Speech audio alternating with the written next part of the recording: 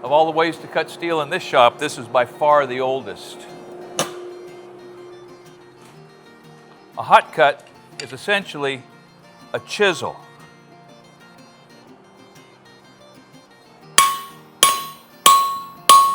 So you can cut like that, or you can put the hot cut into the hardy hole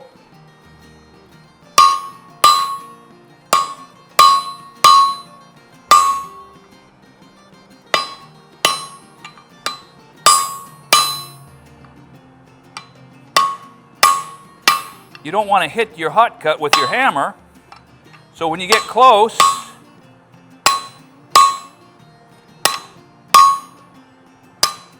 you go easy and you can shear it off. In many ways, that's the fastest way to cut a small piece of steel that there is. 50 years ago, when I started as a carpenter, it didn't take me long to realize that 90% of what I had to do could be done with a skill saw and a sawzall. Handy, cheap, everywhere. But when you move into a metal shop, this is a blacksmith shop and fabrication, there's a lot of different ways to cut a lot of different metals, and they come at a lot of different costs. Starting with the humble hacksaw, all the way up to, I've got a couple tools that I spent thousands of dollars to buy and only use 3 or 4 times a year. I'm going to talk about this from the least expensive to the most, and what you might do with each type of tool that you might think you need. This is a simple Stanley hacksaw with a fairly worn out, fairly fine cutting blade, and it'll cut through mild steel pretty darn good. You don't have to go fast, you don't have to push hard, you let the teeth on the saw do their work.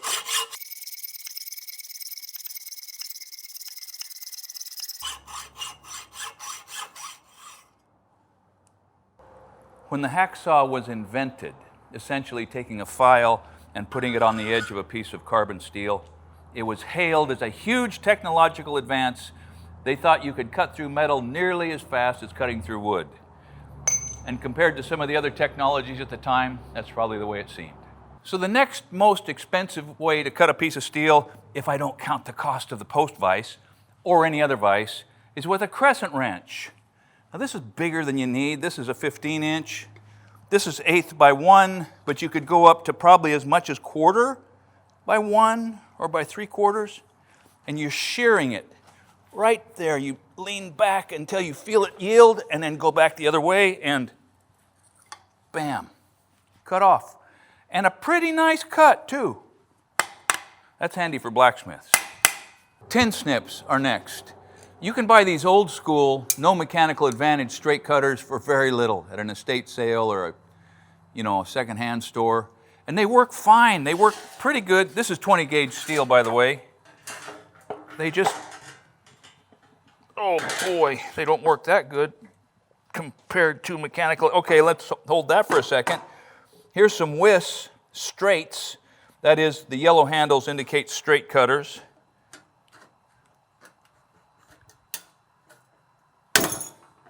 Flame hardened.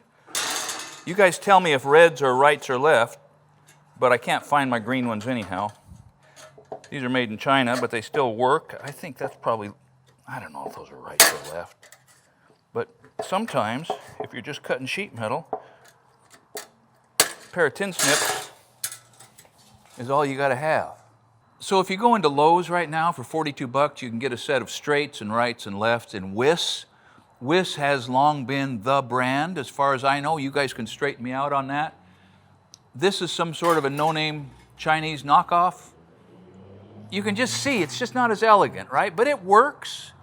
And it probably, if that's what you can afford, then that's what you ought to buy. But if you find Wiss at a garage sale or a yard sale or a pawn shop or something, you just can't go wrong.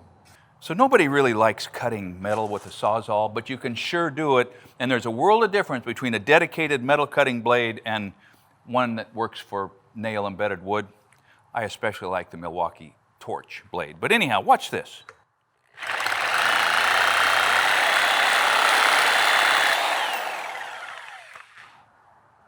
Pretty fast. So in terms of cost, I think I just paid about $34 for this at Garrettson Building Supply. That was less, by the way, than a box store. It kind of freaks me out a little bit because It's a wood and metal saw, not metal embedded in wood, but you can cut metal and you can cut wood. And I'm going to have my face protection on when I start this. Now, I've known that there are cold cut carbide saws for cutting steel, big sections. We'll try this in a little bit. I've never used it. We'll do this towards the end of the world, and if it works as well as it's advertised, this is going to be a must-have, especially if you've already got a skill saw. So an angle grinder is maybe the most versatile tool you can have for dealing with metal. And with cutoff wheels, this is a 5-inch cutoff wheel. They are magic, but you better protect your eyes. Watch this.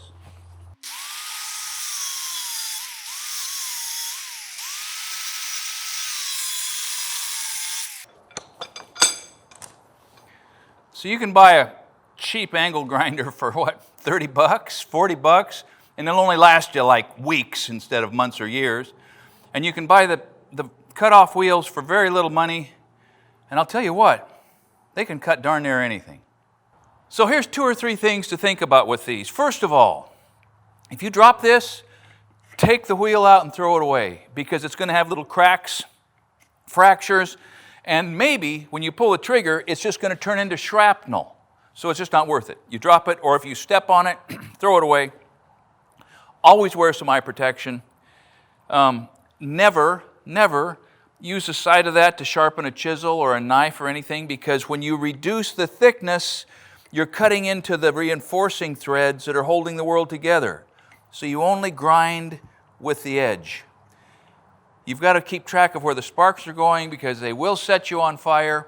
And in general, I have better luck with climb cutting, that is letting it pull itself into the work, than undercutting, that is pulling the upturning wheel into the work and having the sparks blow into my face. So get the feel of them. Don't force them. Don't force them into the metal any faster than they want to go. And these things are pure magic.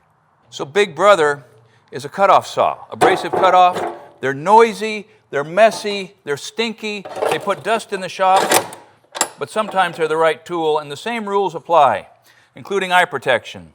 And I'm foolishly going to count on my eyeglasses, and I'm going to stand off to the side.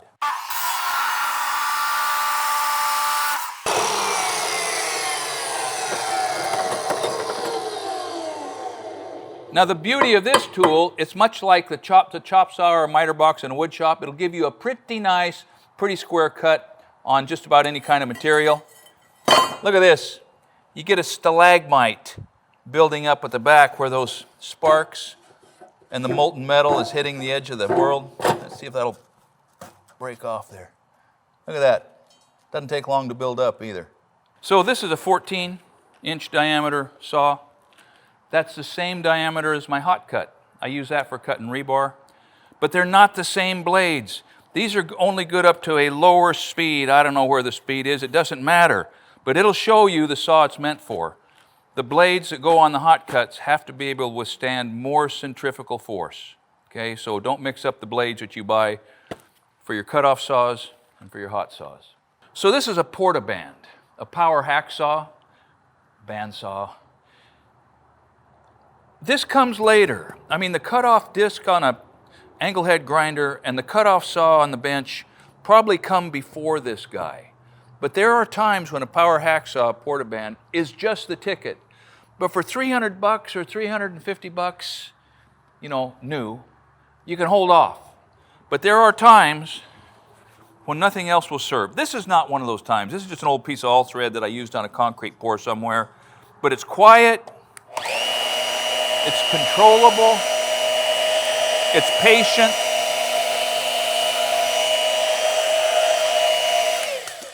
And there are no sparks. I mean, that's worth something, right? So this is kind of a complicated little saw. And the blades cost something, and putting it on there takes a little practice. And sometimes you just can't quite get it into the position that you need. But man, when you need it, you need it. And in spite of the fact that when I'm in here blacksmithing and fabricating, I probably only use it twice a month. I'm just not in the habit. But twice a month is worth it for me because it lasts for years. Even if I use the other cutoff technologies more, it's a pleasure to have this in my shop. Probably 80% of the metal I cut in here is cut on this horizontal, vertical Wilton bandsaw. I just like it. It's quiet. It shuts itself off when the cut's done. It's not super accurate. It wanders a little bit, but it's compensated for by the fact that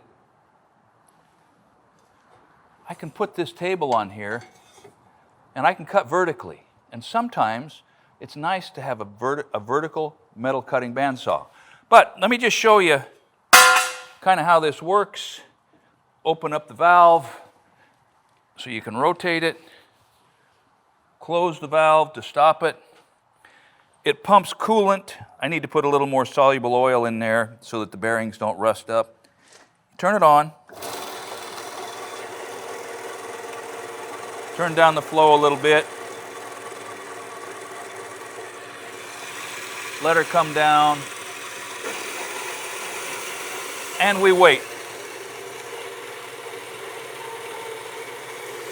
Once it gets past that top flange, I have to slow the descent.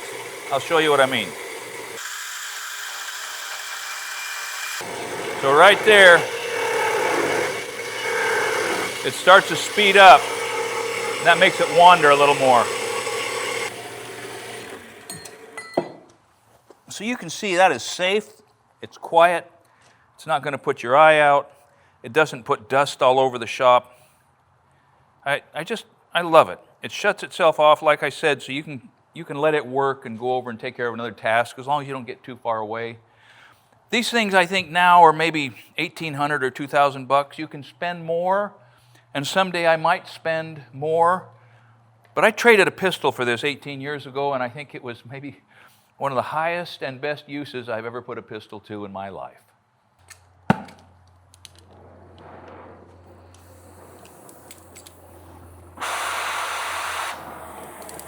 So a cutting torch, until fairly recently, was the hot cutting tool. And there are so many things. You can weld, you can braze, you can solder, you can just heat things up in a very specific spot.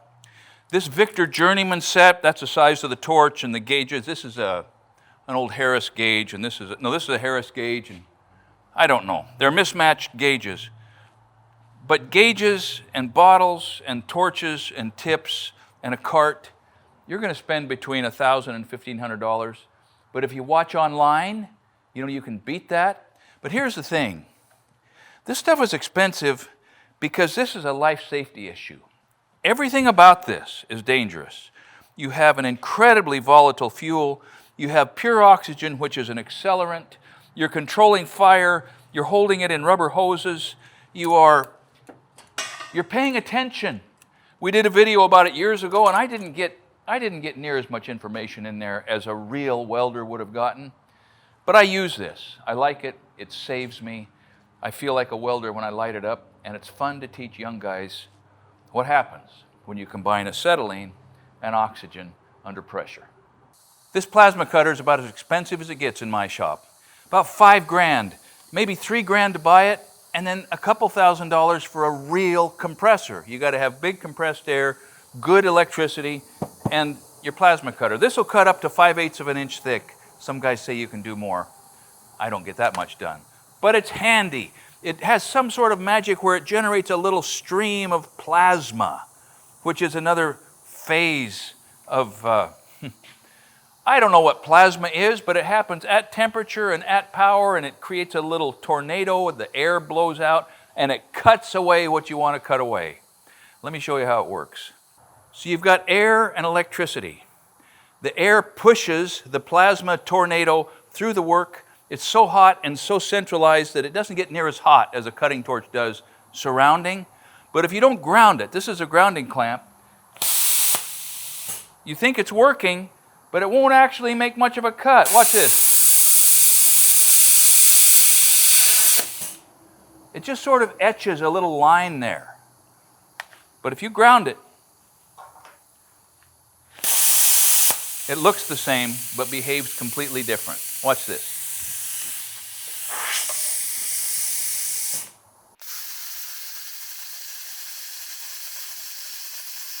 Now, I wouldn't want to do that if I had cut that with a cutting torch. It would be red hot. I don't know how hot that is. Maybe 600 or 800 degrees. But it's a beautiful cut. Even somebody like me can make a very respectable cut. And what that means is, even if I only use this thing 3 times a month, it was money well spent. The last item is something that I should have used years before, as much as I like a skill saw.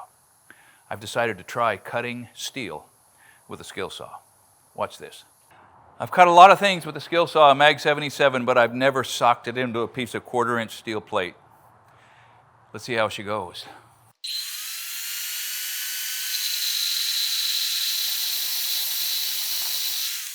Wow. Just wow. That's 100 degrees. That side's going to be hotter because I just made a plasma cut. Look at that. Like a mirror. Wow. So if you don't have all this stuff, if you haven't accumulated all this junk, don't be discouraged. Because you don't have to have great tools to do great work. In fact, it's a poor workman that blames his tools.